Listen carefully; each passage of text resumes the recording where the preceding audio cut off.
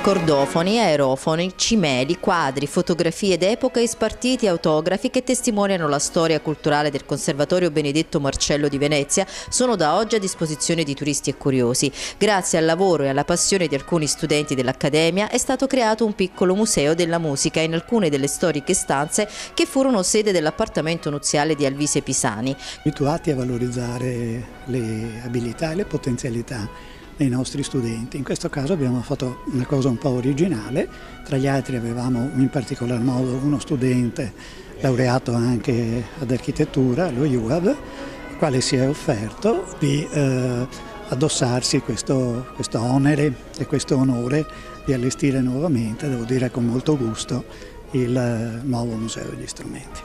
Noi abbiamo a disposizione una settantina di strumenti musicali, alcuni dei quali ci sono stati affidati dalla Fondazione Levi e che intendiamo valorizzare attraverso l'allestimento, il riallestimento meglio, di un museo che c'era ma è stato interamente ridisegnato. Qui l'accurata pulitura delle decorazioni murarie, degli stucchi e dei bassorilievi ha fatto emergere una fitta simbologia alchemico-massonica, permettendone così un nuovo studio che ha dato un esito interpretativo diverso rispetto a quelli precedenti. Alla luce di questo è stato possibile individuare in una delle stanze adiacenti al museo la struttura architettonica di un tempio massonico.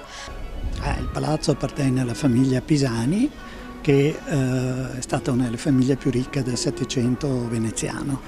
È la stessa famiglia proprietaria di Villa Pisani a Stra e venne ceduto al Comune di Venezia in momenti diversi a cavallo tra l'Ottocento e il Novecento. Alla cerimonia inaugurale è seguita la prima esecuzione in tempi moderni de Il nome glorioso in terra santificato in cielo di Tommaso Albinoni.